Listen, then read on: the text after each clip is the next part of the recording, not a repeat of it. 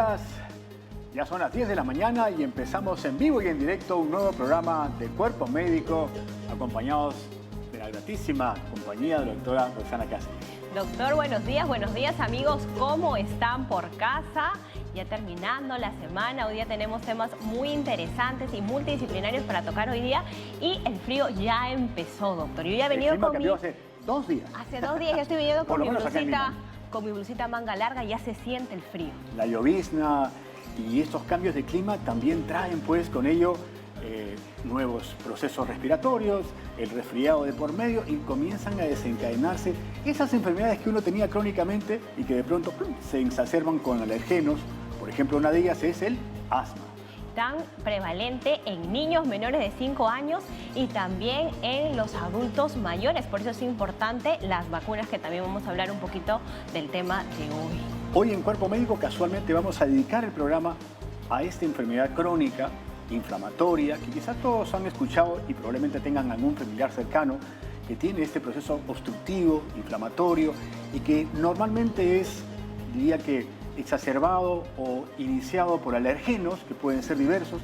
Y bueno, de eso vamos a conversar el día de hoy, porque esta enfermedad efectivamente no es curable, pero sí es tratable y se puede mitigar todos sus efectos si usted sigue los consejos que hoy día vamos a tener de la mano de nuestros especialistas. Vamos a ver diagnósticos y tratamientos. Efectivamente no se cura, pero se puede dar tratamiento. Y de un enfoque multidisciplinario, como siempre lo hace Cuerpo Médico, llevándoles a todos consejos muy adecuados para el control de esta difícil enfermedad. Doctor, ¿y qué le parece si iniciamos con un cafecito caliente? Porque hoy día celebramos el día del maíz morado. Maíz morado, el ¿verdad? Maíz, que la verdad que es un privilegio que tenemos todos los peruanos de tener este choclito de granos importante. Con su queso, doctor. Con su queso, este maíz que la verdad que lo sirven en todas las cevicherías y nos las comemos de primera, rico, ¿no? Y por supuesto esta chicha morada, que quién no la ha pasado pues de chico en su cumpleaños con un maíz morado hervido y una delicia que uno puede tomar todos los días. Para acompañar los alimentos, el almuerzo tan rica, la chicha morada. Bueno, no esperemos más. Ya comenzamos un nuevo programa de Cuerpo Médico aquí en TV Perú, hablando acerca del asma, y hacemos un pequeño brindis con un cafecito para comenzar este programa el día de hoy. Vamos al corte y ya volvemos con Cuerpo Médico.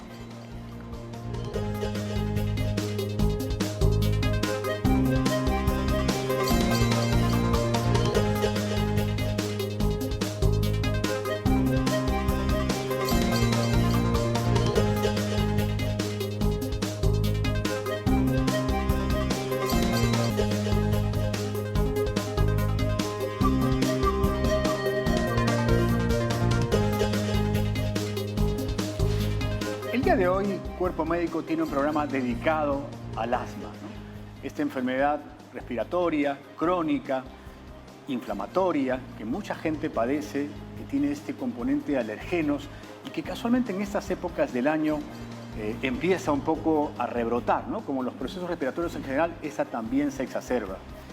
Esta semana no solamente vamos a hablar del tema, sino que es coincidente con la Semana Internacional del Asma, que ha sido el día 2 de mayo. Tenemos toda esta semana, yo creo que muy oportuna para hablar de este problema, que también coincide hoy día con un feliz anuncio de que la Organización Mundial de la Salud ha puesto fin a la pandemia sanitaria del COVID, que por supuesto no significa, y eso va en el mismo contexto, que todo se ha terminado, ¿no? El COVID va a continuar con nosotros y hay que seguir cuidándose, pero ya de una manera distinta, adoptando medidas siempre de protección y prevención que son tan importantes. Pero nos enfocamos hoy día en el asma, ¿no? Y para eso tenemos a un experto, al doctor César Herrera, que no solamente es neumólogo, sino es director del Hospital de Santa Rosa, a quien le agradecemos la gentileza de su presencia aquí en Cuerpo Médico, para brindarle consejos a todos nuestros televidentes a nivel nacional, porque TV Perú y este programa en vivo e indirecto se ve en todo el país y nuestros televidentes tienen ya las líneas abiertas para conectarse con nosotros.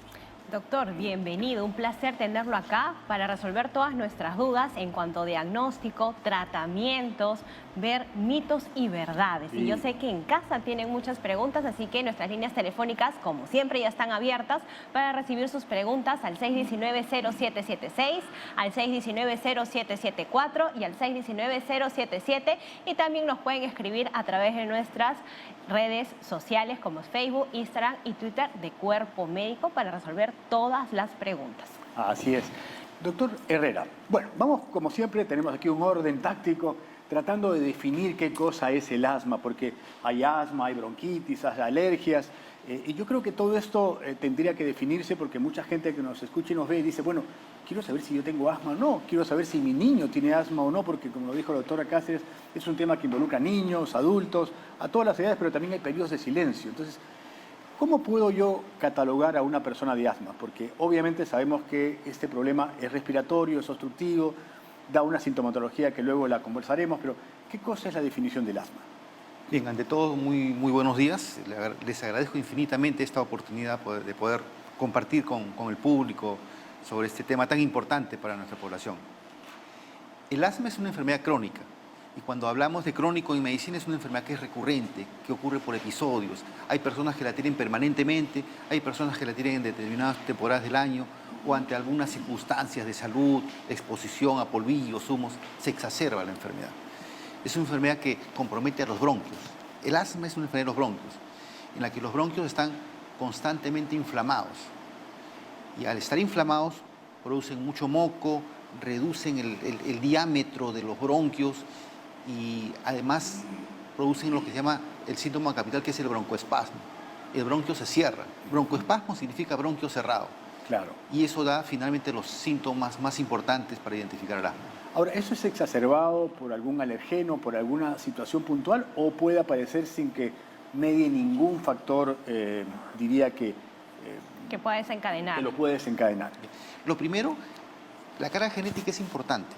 Ajá. Es muy común que el paciente con asma tenga un componente genético, que esté en los genes del paciente.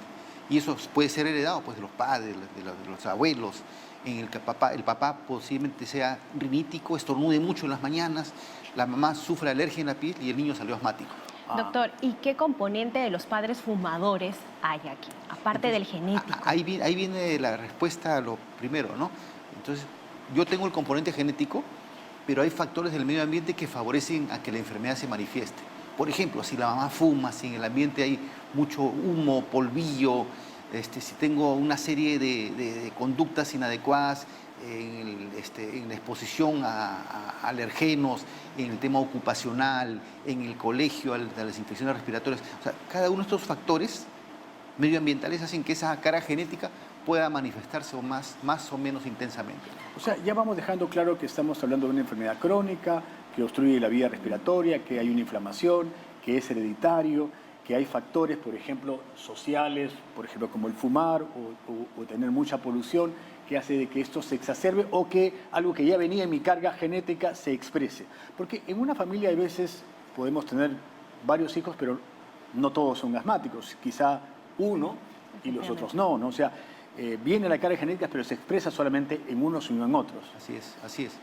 Es el tema, pues, no todos heredamos, pues, el pelo, el color, de los ojos o las actitudes de los padres, unos más que otros. Uno dicen, es igualito al papá, es igualito a la mamá, y ahí también vienen los genes, pues, en cuanto a enfermedad. Y aquí también es importante ver el tema de ácaros, ¿no? El tema de la limpieza en estos pacientes asmáticos, porque nosotros encontramos ácaros pues debajo de nuestra cama, en los libros viejos, en el closet. ¿Qué otros componentes, aparte del ácaro, que es tan conocido, puede desencadenar el asma? Ya. Entonces, ya sabemos cómo es el asma, la carga genética importante. El otro es los componentes del medio ambiente. Y en el medio ambiente, sobre todo en niños, es bueno reconocer el microambiente, el ambiente donde el niño juega, duerme, donde comparte a veces con la mascota, donde tiene su alfombra habitual, donde tiene sus juguetes, sus peluches. En este polvo casero, el polvo casero hay un sinnúmero de ácaros, hay hongos de distinto tipo, que son los que el niño aspira y al aspirar, al inhalar, o se prende la mucosa nasal o puede progresar hasta el bronquio. Y ahí el ácaro y el hongo se mete al bronquio y produce toda la inflamación de la que hemos hablado. Doctor Herrera, es bien común encontrar que los niños sufren de problemas bronquiales porque ellos están sensibilizándose en su crecimiento con muchos virus. No es inusual que un niño tenga fiebre y que poco a poco vaya adaptándose a un medio ambiente en el cual vive, inclusive con polución, con ácaros. Y tenemos procesos bronquiales, esas bronquitis que aparecen en la infancia.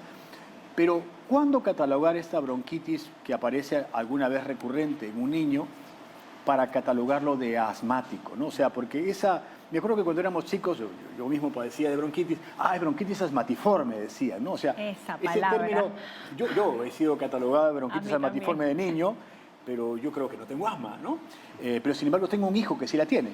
Entonces, no sé si la traje de acá, conmigo se hizo humo y la he pasado a una siguiente generación. ¿Cómo es ese tema de la bronquitis asmatiforme a ser asmático? Ya. Primero, el diagnóstico de asma en un niño pequeño, menor de 5 años, es difícil. En todo caso, ahí vamos juntando unos elementos de juicio para concluir si tiene asma o no. En niños pequeños, menores de 5 años. El antecedente familiar es muy importante. O sea, si es que yo tengo padres alérgicos, yo voy a seguramente con mucha posibilidad de ser alérgico.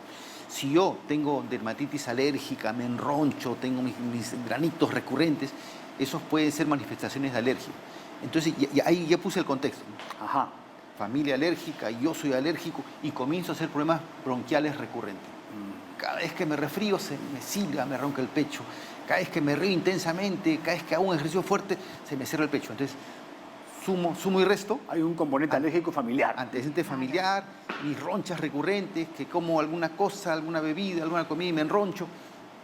Contexto alérgico. Y si ahí sumo problemas bronquiales recurrentes, o sea, el problema bronquial recurrente en el niño, si hay antecedentes familiares, entonces uno ya puede ir armando la historia de que este paciente probablemente es asmático porque esto se continuará con la vida adulta, ¿no? Así es. Claro, es importante decirlo porque el asma, el 80% es de tipo alérgico, ¿no? Así es, con mucha frecuencia es alérgico, pues, ¿no? Ahora vamos, doctor, tenemos una llamada de Independencia. Sonia, buenos días. Buenos días, doctor. ¿Cómo estás, Sonia? ¿Cuál es tu pregunta? Mire, yo quisiera preguntar, tengo un hijo que mayormente es temporada de invierno, las noches empieza a estornudar y empieza a agitarse, se le cierra el pecho. Entonces, yo quisiera saber si es una alergia o es porque yo le iba al médico y me dijeron que era asma, pero no le da siempre, solamente en temporada de cambio de clima. ¿Cuántos años tiene tu niño? Mi hijo es mayor, tiene 20 años, pero yo ese problema lo tengo desde que tenía 16 años. Ok, muy amable, gracias por su pregunta. Ahí le pido hablar un tema importante, la rinitis alérgica y el asma. Conviven, muy frecuentemente están ahí juntos, ¿no? Sí, pues. Entonces, y ahí hay el paciente rinítico, es el paciente que se levanta en la mañana, estornuda 20, 30 veces y después va pasando y el resto del día está bien, está tranquilo. También esos síntomas de la tos, el silbido del pecho, el asmático, tienen una particularidad. Además de ser recurrentes por temporadas en el año, cuando comienza, dice el paciente, me levanto en la mañana, 4 o 5 de la mañana y toso intensamente, me aplico el inhalador y mejoro. O dice, va llegando la tarde, 5 o 6 de la tarde y comienzo a tener los síntomas. Ese es el patrón del alérgico, del asmático. ¿Sabes? Este caso, por ejemplo, lo es, ¿no? La rinitis, hay todo el componente alérgico al costado. O el silbido característico también, El pito es porque el bronquio se cierra, porque el bronquio tiene un diámetro, unas dimensiones. Entonces, cuando se llena de moco, se inflama y además produce el broncoespasmo, se cierra. Es como que cuando soplamos, pero ponemos la boca... Como silbar. Claro, es un silbido. Silbar, Es un ¿no? silbido, Un silbido a nivel característico. que se produce en el bronquio, al tomar el aire, ¿no? O al expulsar el aire. Lento también. Doctor Herrera, tenemos otra inquietud de Juan del Callao. ¿Cómo está, Juan? Buenos días. Adelante, por favor. Muy buenos días. Doctor, esta consulta, mi hijo actualmente tiene 26 años, ¿ya? Pero a los 5 años empezó con la bronquitis, lo llevamos al hospital y entonces se le fue haciendo crónico, ¿ya? Entonces el doctor nos dijo que tenía asma. Entonces, mi hijo paraba casi todos los días en el hospital. Hasta que a los 11 años, mi hijo cumplió 11 años, yo me voy trasladado a Moquegua. Yo soy militar. Me fui a Moquegua con toda mi familia Y será por el clima, pues no, el clima de Moquegua, el clima seco, y se sanó, mijo. Ya dejó de usar inhalador y todo eso, ¿no? Entonces, ahora mi consulta es, ahora él tiene 26 años. Mire, desde los 11 hasta los 26 ya no tuvo ataques de espasmo, nada. Entonces ahora que hemos regresado a Lima y hemos estado en Callao, ¿usted cree que ahora que empieza el invierno, le volverá a dar esos ataques, esos espasmos, la bronquitis, el asma? Ok, Juan, muchas gracias por tu pregunta. Yo creo que también, así como el antecedente de ese San Benito de que tú tenías bronquitis ambatiforme y si eso se convierte en asma o no, acá hay también este otro tema que es donde tú vives, ¿no? Hay gente que dice, yo vivía en tal lugar y bueno, la humedad, la polución estaba, me fui a otro lugar, porque hay gente que se traslada hasta de vivienda a otro sitio y se desaparece, dice, y prácticamente se olvida de la enfermedad. Y claro, está atemorizado si dicen, regreso otra vez a donde antes tenía la crisis. ¿Hay un factor de exposición que hace de que se exprese el asma, por ejemplo? Antiguamente, cuando el tratamiento era todavía, digamos, precario, no se tenían muchas herramientas, él decía, múdate de casa. Y teníamos un montón de asmáticos en Chosique y Chaclacayo. Era algo tradicional. Sí, claro, yo no escuchaba eso. O sea, oye, la familia se mudó de Chaclacayo. Antiguamente. Y es tan dramático, ¿no? Mudarse es todo un tema, pues, logístico. Es el trabajo, es el colegio, es los vecinos, los amigos. Eran medidas dramáticas. Y felizmente ahora existe mucha herramienta terapéutica, muchos medicamentos que pueden controlar el asma y no tener que tomar medidas tan dramáticas. Pero es así. A veces el solo mudarse de cuarto, de habitación, solo cambiarte de habitación puede el paciente sentirse mejor, porque en esa habitación posiblemente hay un chifón de aire, hay algún factor humedad, alguna contaminante local. Hay una cuestión de alergenos ahí, ¿no? O sea, hay el componente ambiental. Debe haber un microambiente que facilite que la enfermedad se manifieste en ese microambiente, ¿no? Entonces lo que cuenta el señor es un tema muy común, ¿eh? Sí, claro. Y ahí hablo de dos cosas, ¿no? Primero, él se mudó a los 11 años, dice, a Moquegua. Claro, pero se mudó por el papá porque él es militar y se lo pasaron de eso. Y mejoró un montón. Entonces, suceden dos cosas. Primero, que se mudó de casa. Se fue a un ambiente distinto donde seguramente estaba mejor. Se alejó de los factores de alergia. Pero además era a los 11 años, más o menos la adolescencia, que también es el factor muy común. De niño paraba en emergencia, iba a nebulizarme, tenía la rinitis. Llegó la adolescencia y con por arte de magia, todo se atenuó. Hay cambios hormonales, también cambios que facilitan para que el asma se pueda estabilizar.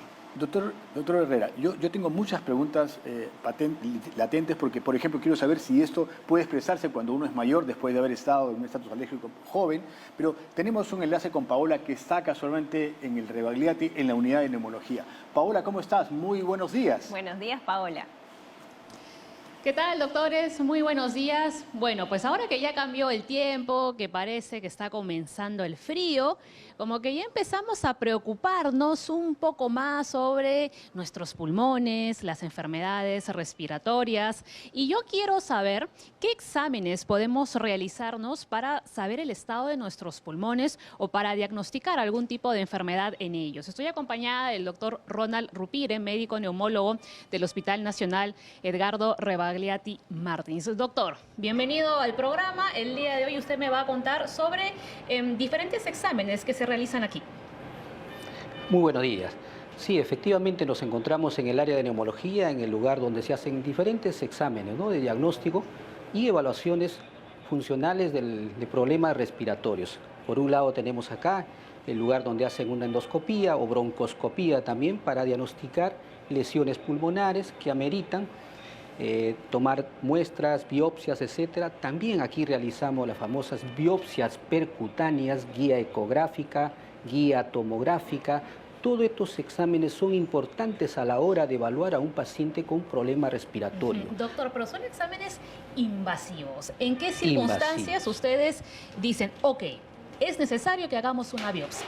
Generalmente cuando hay enfermedades tipo tumores, lesiones pulmonares que desconocemos, entonces necesitamos tomar unas biopsias y nos valemos de este tipo de procedimientos. ¿Cómo debe venir el paciente para realizarse este examen?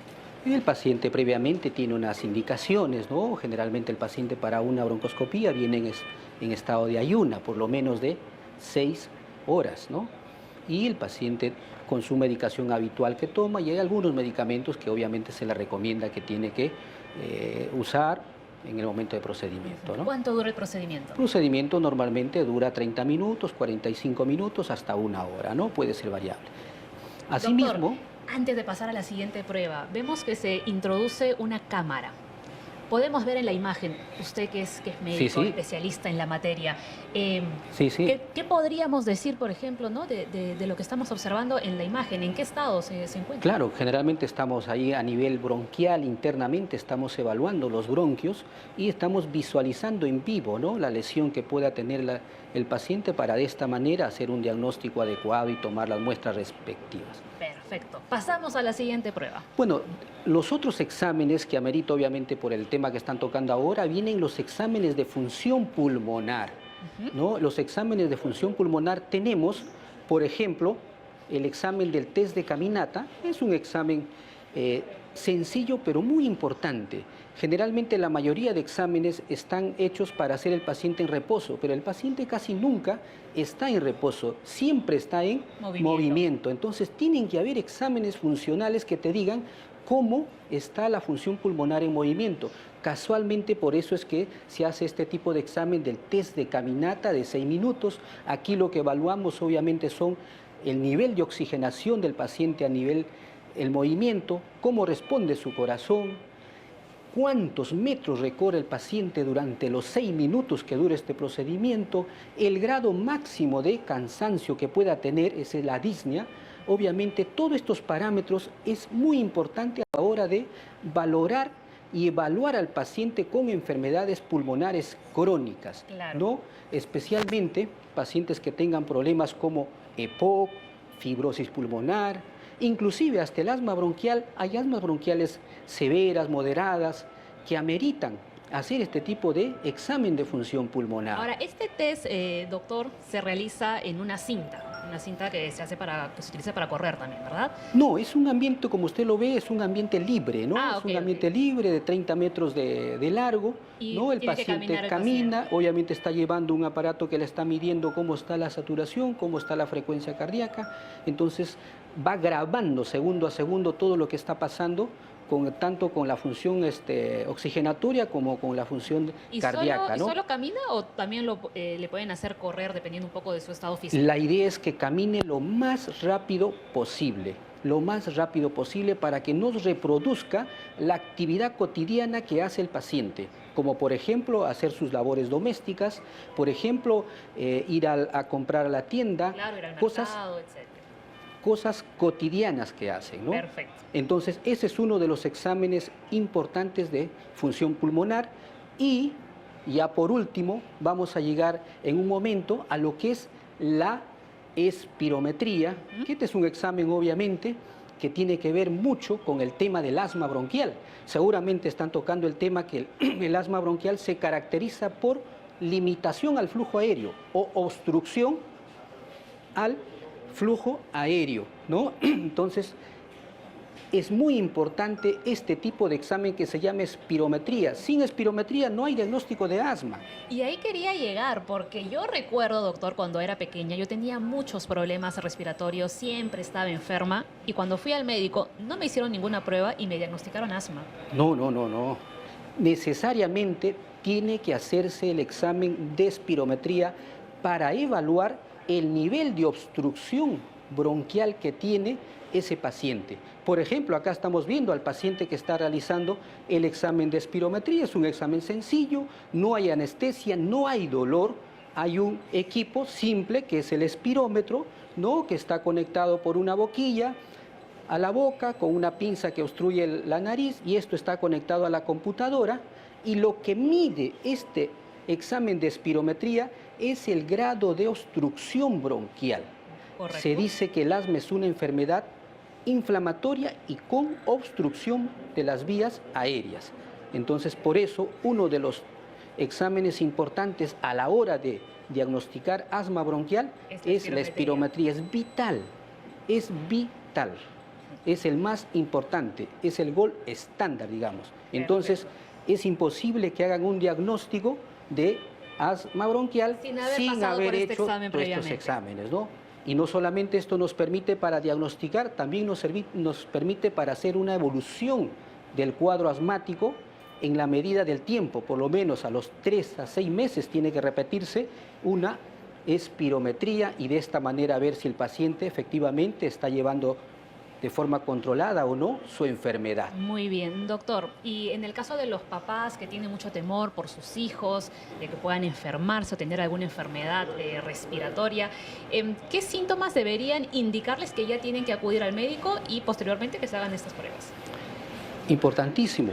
Los síntomas cardinales, lo que tiene que ver con el asma, siempre hay que sospechar el silbido de pecho, la opresión torácica o la dificultad para respirar y la tos, ¿no? Son los síntomas que tenemos que preguntar. Obviamente estos síntomas son crónicos, por eso es una enfermedad crónica. Entonces, ante estos síntomas hay que sospechar y hay que pensar en una posibilidad que pueda ser asma. Los niños pueden hacer la espirometría, ¿no? Obviamente a partir de los 5 años para adelante sin restricción.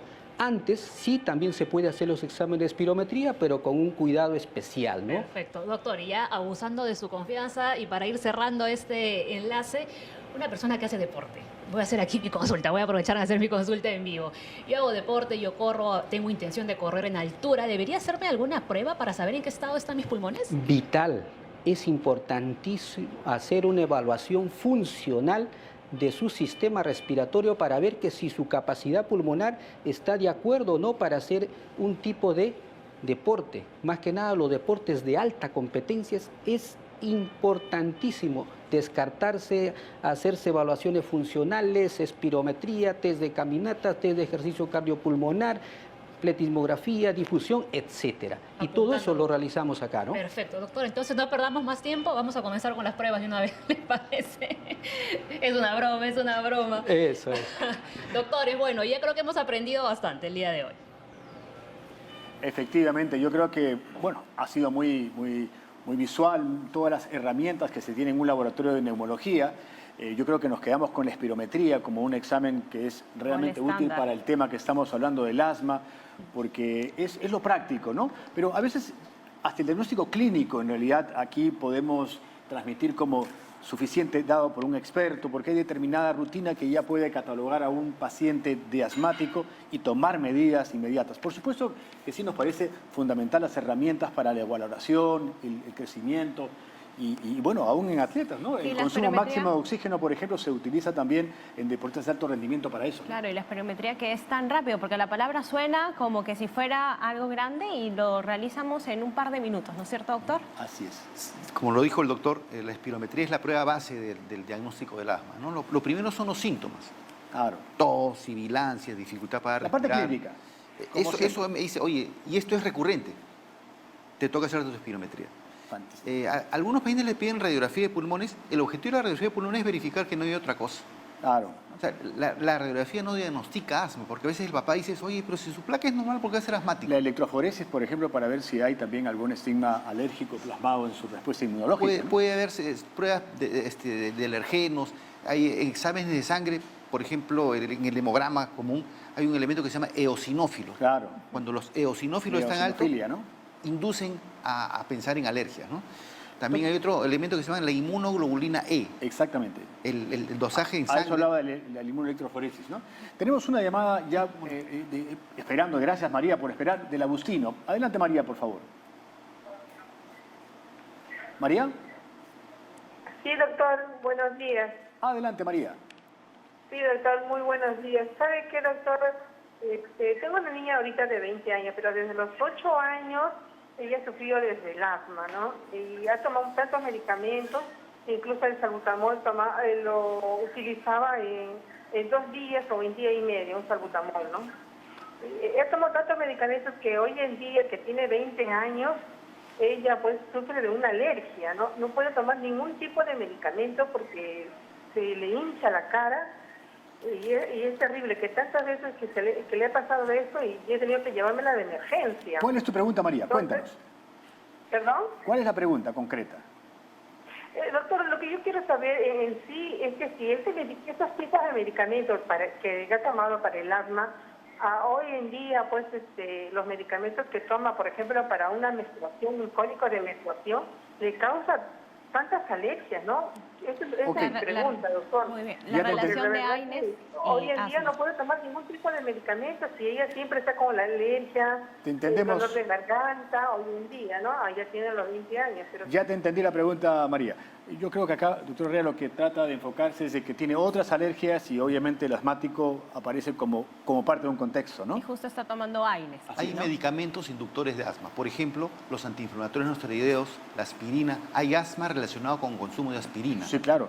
Pero yo creo que acá ya el tema va más en el contexto de las alergias. Justo aquí en Cuerpo Médico hemos hablado casualmente Hace unos días, de las los alergias AINES. hace muy pocos días y ya hay que hacer pues un tema de sensibilización porque probablemente tenga varias aristas por resolver y ya el tema entra dentro del campo de los inmunólogos y alergistas, ¿no? Pero yo quisiera rescatar de la experiencia de la señora el tema del salbutamol.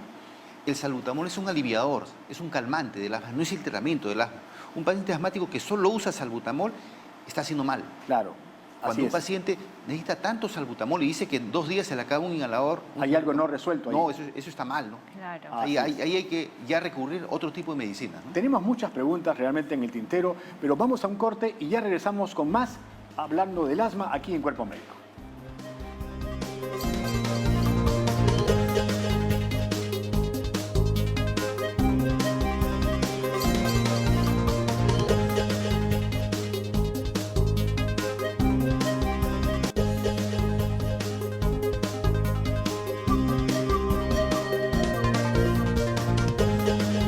Estamos en Cuerpo Médico hablando del asma y tenemos muchísimas inquietudes que se nos quedan en el tintero y no queremos perder la oportunidad de tener aquí al doctor Herrera y no resolverlas. Pero tenemos llamadas en espera y queremos darle un pase a una llamada de Mari Carmen que está en Surquillo y que nos está llamando. Mari Carmen, por favor, adelante.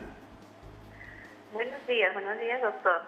Yo lo que quisiera conversar es que escucho que acá el doctor dice de que el diagnóstico se hace a través de una espirometría, pero yo tengo una niñita de 3 años que de muy chiquita ha tenido dermatitis atópica, ha hecho problemas de rinitis alérgica y cuadros repetitivos de tos. Y ahí ya le han diagnosticado asma, tiene, según lo que me ha informado su médico, tiene el IgE alto, como el doctor decía, y ella está usando sí su tratamiento de mantenimiento y todo lo indicado, ¿no? Entonces, ¿qué hacemos con esos niños menores de 5 años a los cuales se les hace la espirometría? ¿Ese diagnóstico que me han dado está bien? Ok, Mari Carmen, yo entendí perfectamente y me encantó tu pregunta, porque yo la verdad, aprovechando que está acá el doctor Herrera, que es un especialista en asma y en neumología, la verdad que en medicina no está fuera de moda la parte clínica, ¿no? O sea, sí, se debe hacer, yo también digo en urología, hay que hacer citoscopía, urotec, bueno, pero también la parte clínica tiene mucho que ver. Más bien debe ser visto por un especialista, porque a veces hay un falso diagnóstico o un diagnóstico incompleto. Hace un momento nos llamó una persona que tenía, yo creo que un estatus alérgico en general, y el asma es una de sus manifestaciones también. En este caso se habló de la espirometría, que me parece un examen estelar, el gold estándar, como quien se dice, pero no necesariamente yo necesito tener todos los elementos para comenzar a tratar a un paciente de asma. Por ejemplo, esta niña que tiene 3 años. dermatitis atópica, que tiene una serie de signologías que nos hablan de un componente alérgico para tratarlo. Como lo mencioné hace un momento, el diagnóstico de asma en niños pequeños es difícil. Es Así difícil, es. pero el cuadro clínico es importante. Pues. Los síntomas, los signos, ahí la conversación del médico con la mamá, con quien cuida al bebé, los antecedentes familiares, todo eso suma para tomar conclusiones y finalmente tomar medidas terapéuticas. Totalmente. Porque si es que me cierro en que pienso que no y no doy tratamiento, es un niño que va recurrentemente a emergencia, el estrés del bebé, el estrés de la familia, es un tema que hay que atender también. No, y también que quiero dejar el mensaje que no necesariamente pues todos tienen que hacerse espirometría. O sea, entiendo que es un examen muy importante, ¿no? Porque te mide la capacidad ventilatoria y a lo mejor en algún momento tendrá que hacerse, pero hay que tomar acciones y el diagnóstico probablemente hecho por un especialista pues puede ser importante para eso. E incluso hay circunstancias en lo que los médicos llamamos la prueba terapéutica, ¿no? Yo te doy tal medicina por tal periodo y te vigilo. Y la buena respuesta al tratamiento también conduce al diagnóstico. Ya, doctor, tenemos otra pregunta. Carlos del Agustino. Buenos días, Carlos. Buenos días, ¿qué tal? Buenos días, doctor Tejada, buenos días, doctora Roxana, y también muchas gracias al doctor por la respuesta. Y voy a hablar con los directivos del Canal 7 para que le den 2 horas a este programa. Verdaderamente estoy aprendiendo mucho. Y finalmente, sobre un mito. Hay un mito, dice que los niños o personas que sufren asma no pueden vacunarse. Muchas gracias por la respuesta. Ay, qué buena pregunta. Ahí vamos a ver justo lo que estábamos... Es que nosotros tenemos 40 mitos de por medio y no sí, se nos va a acabar el programa. Estábamos preguntando y creo que es todo lo contrario, doctor. Qué importante la pregunta, es extraordinaria la pregunta. Una manera de prevenir asma, que el paciente se vacune. Porque el principal desencadenante del asma son las infecciones respiratorias. O sea, la influenza, la neumonía, las virosis de todo tipo son desencadenantes de crisis asmáticas. Cuando uno va al nido, cuando va al colegio, los chicos en las guarderías, hay muchas crisis asmáticas relacionadas a las infecciones respiratorias. Entonces, la mejor prevención de eso es vacunarse. Vacúnese contra influenza, vacúnese contra neumococo, vacúnese contra COVID y complete todo su carnet de vacunación, porque eso va a ser prevención de asma. Muchas gracias. Yo le voy a doctor. dejar una chiquita ya para que me la dejen en agenda, producción. El deporte y el asma, después se lo voy a dejar, pero vamos a ir ya a nuestro bloque nutricional, ¿no? Tenemos ya esperando a la doctora Milagros Aburto, quien nos va a hablar acerca de la alimentación para los pacientes asmáticos, cómo lo podemos enfocar, y eso lo vamos a aprender el día de hoy.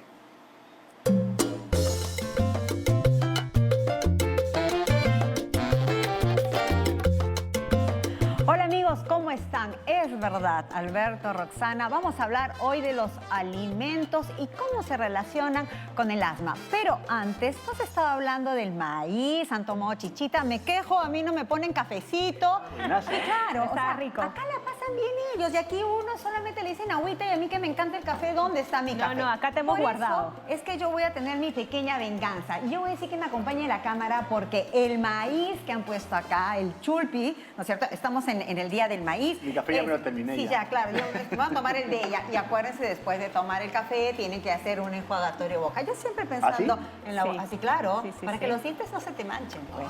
Acá lo sabemos todo.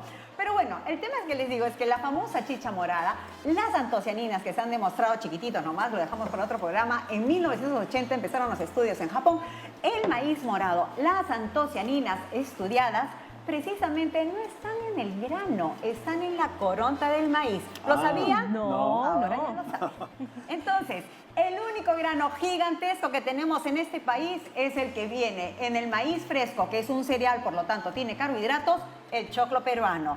Y esta cancha maravillosa, buenaza, serrana, que me la haría, para que vean que las piernas están bien.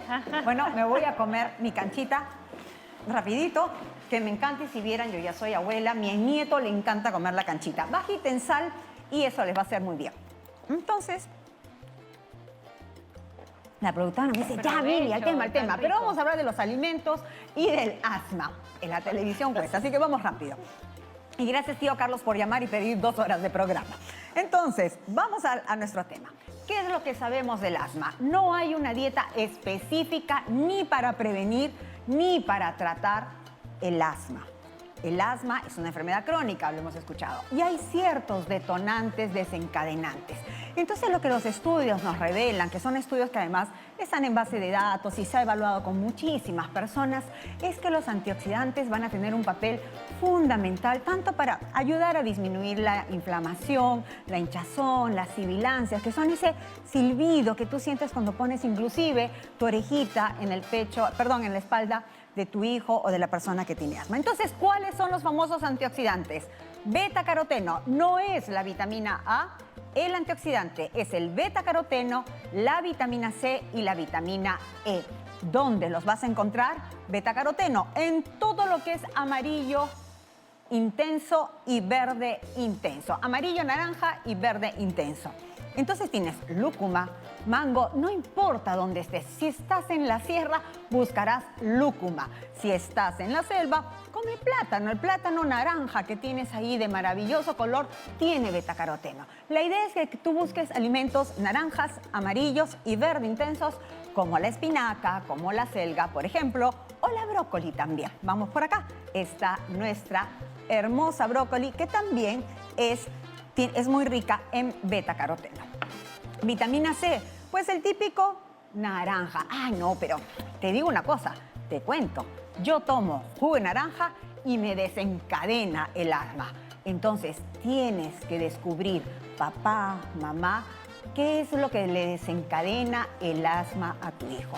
Si cuando consume mucha naranja le va a desencadenar, entonces no le des tanto, porque acá hay la vitamina C y la vitamina C le va a ayudar. Por eso es que cuando hablamos de esos alimentos que pudieran contribuir al aumento de la IgE, que es la inmunoglobulina E, que va a estar relacionada con la alergia, tienes que descubrir, porque el alergólogo me manda una lista de este tamaño, con 200 alimentos y ya no sé pues qué voy a hacer con el niño. Claro, yo creo que las personas deben identificar si realmente hay un alergeno en los alimentos, ¿verdad? Así es, la lista es grande, pero esa lista no es para ti. Tienes que descubrir cuál es la que va específicamente a aumentar esa crisis asmática o va a desencadenar el asma en tu hijo. Entonces, tenemos los alimentos. Vitamina C, papaya. La papaya es súper rica en vitamina C, no tiene cítricos. Entonces, es que yo no puedo consumir naranja, mandarina, limón, porque los cítricos me hacen daño. Don't worry, sé feliz, come papaya. ¿Qué otro alimento es rico en vitamina C? El tomate. Pero además, cuando hablo de tomate, Alberto sonríe, porque como urólogo dice, ¿tomate qué contiene? Licopeno, ¿no es cierto? O licopeno, así estamos para la en próstata. English, ¿no? Licopeno. Pero el licopeno, para que sea absorbido, y esto lo debes de saber, para que se absorba mejor, necesitamos que sea sancochado. Acá hay licopeno, pero cuando está sancochado el tomate en cualquier salsa, etcétera, aumenta 6 veces la absorción. Que si yo lo como en ensalada y no sé. Hay licopeno, pero si está pues en tu salsita de tomate, en tu tallarín rojo, ahí ya lo tienes 6 veces, aumenta la absorción. Lo más importante, el licopeno está en estudio porque están viendo exactamente cómo está actuando para ayudar en el asma, lo cual es prometedor y vamos enterándonos y daño no nos va a hacer porque tiene vitamina C, así que lo incluimos. ¿Qué más tenemos? Vitamina E, ya hablamos del germen de trigo, rico en vitamina E. ¿Qué más tiene vitamina E? Se ha visto en las almendras, las avellanas, brócoli, tiene vitamina E. Entonces, estos son algunos de los alimentos que podrías considerar que van a tener un impacto en ayudarte con las sibilancias, disminuir la inflamación, etc. No dejes tú los medicamentos por un tema alimentario, porque se ha visto también que muchas veces parte de la medicina alternativa, no complementaria, sino alternativa, te dice no consumas leche si tienes asma. Los estudios que se han hecho realmente intensos han demostrado que no hay una relación entre consumo de leche y aumento del moco, ¿no es cierto? Del moco en el asma. Entonces, por lo tanto, ahí voy a ir yo a explicarles sobre la vitamina D. La vitamina D, si es una vitamina y actúa como una hormona, también se ha visto que en las personas que tienen un asma grave pueden tener deficiencia de vitamina D. Y punto 2, la deficiencia de vitamina D podría aumentar las sibilancias. Por lo tanto, hay que ver entonces que de todas maneras vitamina D debes de tener tú en el consumo. ¿Qué necesitas? Exponerte un ratito al sol para que el cuerpo ayude a formar la vitamina D y por supuesto alimentos que la van a ofrecer. La leche bien enriquecida, el huevo la contiene. En la naturaleza no está muy repartida la vitamina D y se ha visto que en los pescados grasos y en las espinitas, ¿no? Se le dice, en las espinitas también hay vitamina D. Muchas personas consumen todo esto, o sea, las espinitas de los alimentos las consumen. Importante también consumir agua, porque el agua ayuda a fluidificar la flema y hay que consumirla. Entonces, vamos a nuestro resumen porque hay que mantener el peso, hay que cuidar la alimentación y, por supuesto, tomar nota de lo que nos dice el resumen. Consumir frutas y verduras por sus antioxidantes y principios activos. Asegúrate la vitamina D consumiendo aquellos alimentos que la aportan y exponerte al sol y, por supuesto, conversar con tu profesional. Las nueces y semillas nos van a aportar vitamina E y, muy importante, mantener un peso saludable. ¿Por qué? Ya nos lo va a decir nuestro invitado, e incluye una variedad de alimentos. Y si tu lista tiene 200 alimentos que potencialmente podrían causarte una alergia, tienes que descubrir cuál es ese que va a desencadenar el asma. ¿Qué les pareció? Muy bien. Interesante.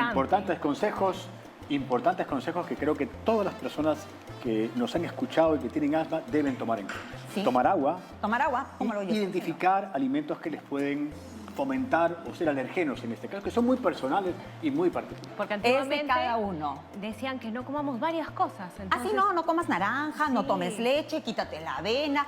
No, hay que tener una dieta sana. Y se ha visto que la dieta mediterránea también pudiera tener un impacto positivo. La dieta mediterránea te sirve para todo, es verdad. Muchas gracias, doctora Milagros Aburto. Yo creo que son muy buenos consejos. Y me quedo con la pregunta anterior, doctor. Antes de ir al corte, se la dejo ahí terminando porque ya se nos acaba el tiempo. Y yo quería preguntarle acerca del deporte. O sea, ¿el deporte está recomendado a unos pacientes asmáticos? ¿Es un mito el hacerlo? ¿Es una ventaja el hacerlo? ¿Cómo podemos cómo podemos recomendarle a un paciente un tratamiento en este caso?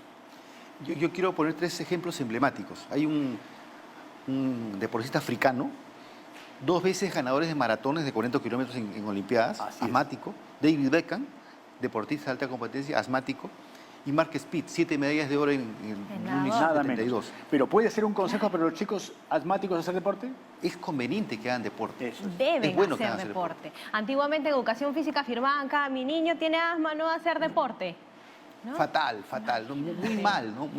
Porque además de ser mecanismos de socialización, de compartir con compañeros, amigos que se sientan iguales que todos, además fortalece musculatura, favorece el saber respirar mejor, una serie de factores que hacen que sea mejor. Muy buen consejo, y yo creo que nos vamos al corte y dejo una también para el estribo.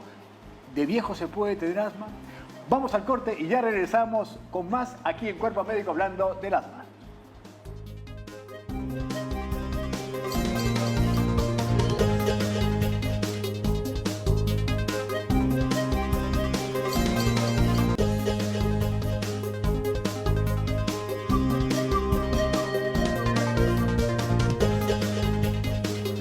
Pena que el tiempo se nos acaba.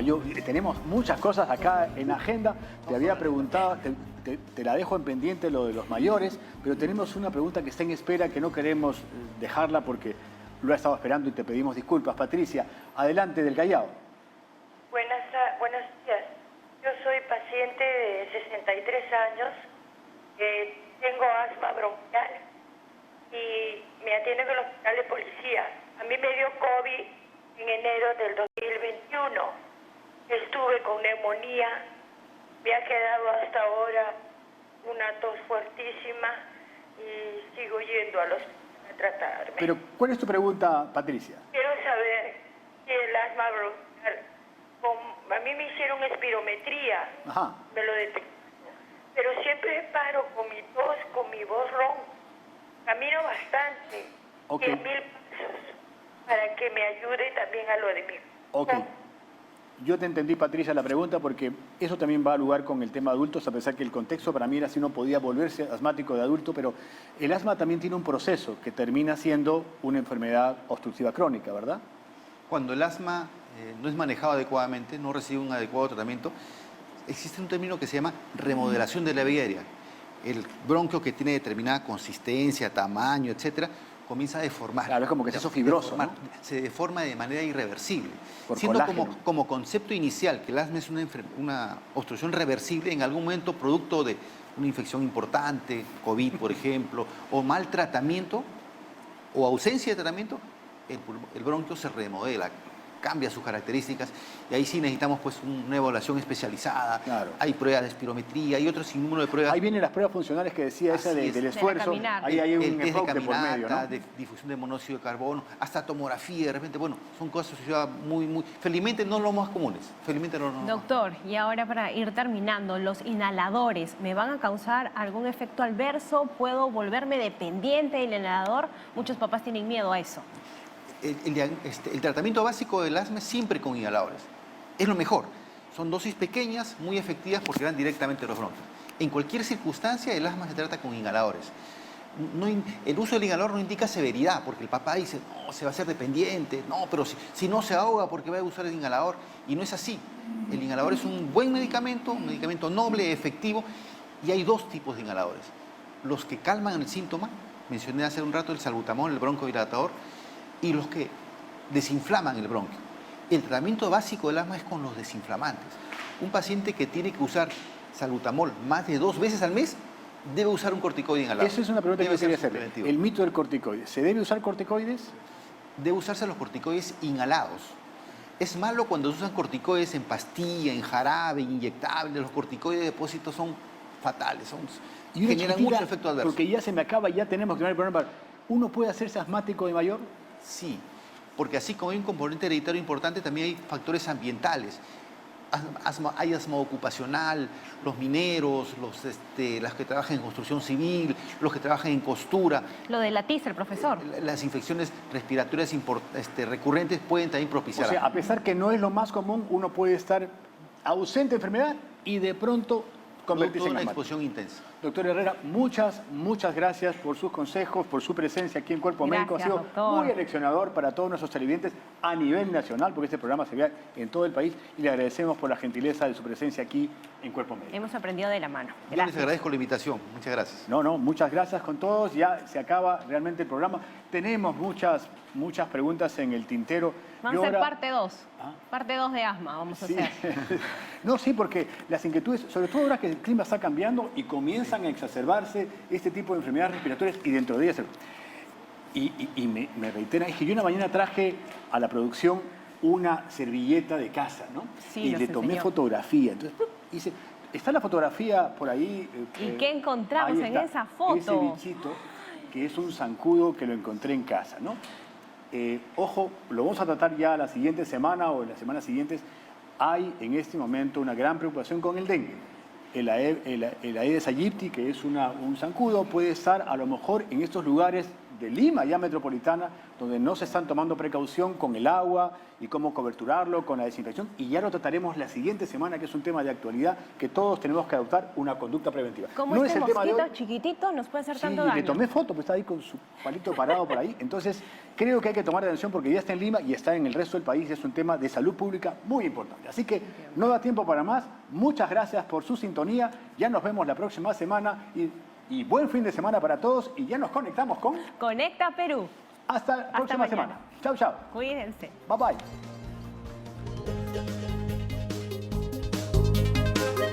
bye.